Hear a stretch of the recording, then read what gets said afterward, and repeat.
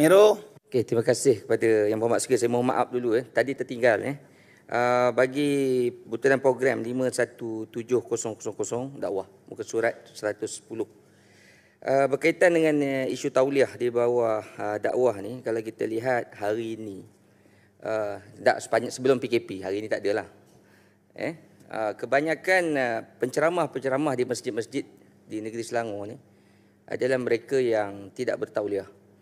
Dan antara faktornya dari segi penguatkuasaannya, pemantauannya itu amat kurang daripada pihak jabatan sendiri, dan betul-betul kita mengharapkan laporan daripada awam untuk kita mengenal pasti penceramah-penceramah tersebut, yang mana bagi saya yang lebih malang apabila penceramah-penceramah atau asatizah yang mengajar di kuliah ini menjadikan masjid dan surau ini sebagai platform untuk berpolitik. Kalau kita melihat kepada titah Duli Yang Maha Mulia Sultan Selangor sendiri tidak membenarkan masjid, surau dijadikan pentas untuk politik. Tapi satu perkara yang amat menghairankan, kita lihat pada ketika ini khususnya adun-adun yang mempunyai tauliah. Di dalam dewan ini yang mulia ini sendiri ada, saya dipahamkan ada 3 orang wakil rakyat yang ada tauliah, termasuk saya sendiri. Tapi kita sendiri tak boleh nak mengajar di masjid.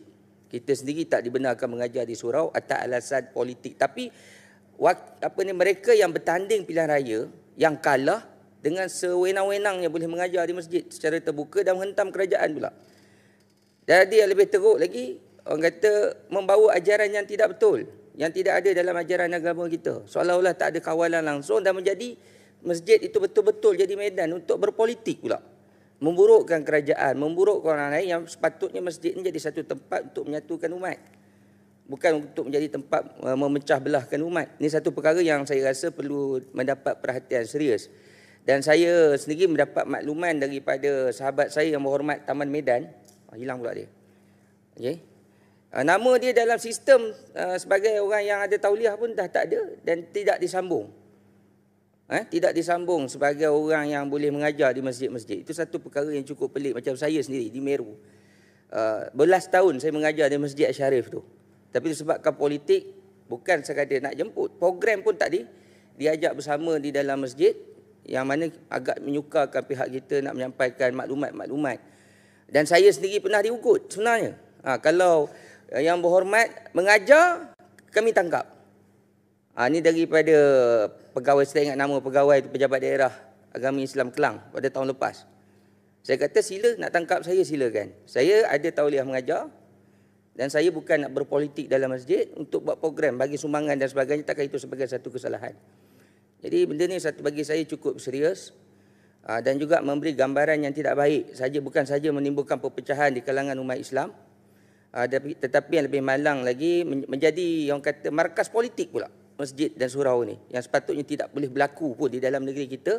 Dan secara halusnya boleh saya katakan mereka ingkar kepada arahan Duli Yang Maha Mulia Sultan Selangor sendiri, yang menjadikan masjid dan surau ni sebagai medan untuk berpolitik.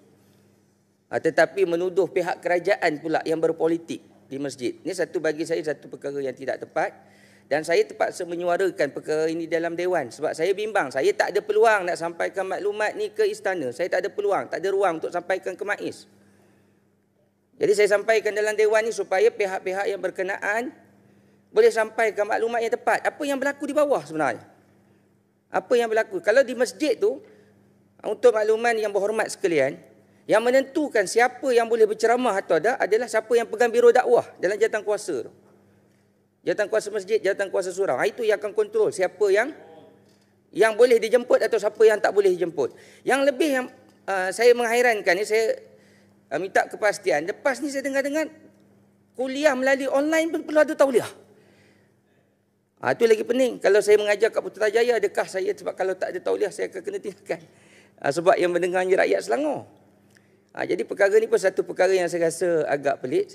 Sedangkan perkara yang menjadi asas yang perlu kita selesaikan dulu, kita tak selesaikan. Macam mana saya bangkitkan dalam perbahasan yang lepas, contoh fungsi masjid dan sebagainya. Hari ini minta maaf walaupun yang berhormat Sungai Kandis telah menerangkan sebelum buat keputusan tentang SOP masjid dan sebagainya telah dibincangkan dengan Jabatan Mufti, dibincangkan dengan pejabat agama, Jabatan Kementerian Kesihatan dan sebagainya. Tapi saya mewakili suara rakyat yang kami ni nak ke masjid sebenarnya.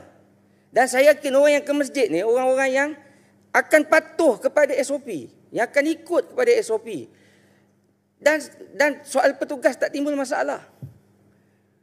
Sebab sebagai orang Islam, saya cukup yakin rumah Allah ni ada keberkatan dan kesuciannya yang kita kena jaga. Kalau lebih malam, minta maaf kalau saya sebut yang berpendidikan agama sendiri tidak faham tentang perkara ini, saya tak tahu apa keyakinan daripada agama Allah Ta'ala ini. Sebab ini bukan soal yang main-main. Saya takut timbul satu budaya orang tidak mempedulikan masjid lagi. Orang kata, rasa tak heran macam hari ini tak pergi semayang pun dah rasa biasa. Sedangkan sebagai orang Islam, solat ni tiang agama. Apa-apa solat, baiklah macam mana pun kamu hidup di dunia ni, kalau kamu tak dirikan solat, segala amalan kamu ditolak oleh Allah Subhanahu Wa Taala. Dan saya merayu, mengambil kesempatan di sini kepada mereka yang berwajib untuk sampaikan kepada mereka yang ada kuasa untuk menyemak kembali keputusan menghadkan, menyemakkan kembali untuk menghalang aktiviti-aktiviti masjid ini daripada terhalang. Sebab kita bimbang akan melahirkan generasi yang jauh daripada agama. Hari ini dahlah nak dengar kuliah pun susah. Kalau betul pula lepas kuliah pun melalui online pun terpaksa kena ada tauliah juga. Lagi satu masalah. Dan apabila kita sebagai wakil rakyat sendiri pun tidak ada ruang dan peluang untuk menyebarkan agama Allah Ta'ala yang suci ini, juga satu masalah yang besar akan datang. Dan saya mengharapkan kalau antara permasalahan tadi berkaitan dengan tauliah tadi disebabkan atas sebab kekurangan kaki tangan dan sebagainya untuk memantau, mungkin boleh ditambahkan bajet ataupun pengkhususan untuk melantik pegawai yang boleh memantau penceramah-penceramah ni, ustaz-ustaz ini, daripada menyebarkan maklumat yang tidak tepat dan menyesatkan dan memecahkan masyarakat keseluruhannya. Terima kasih.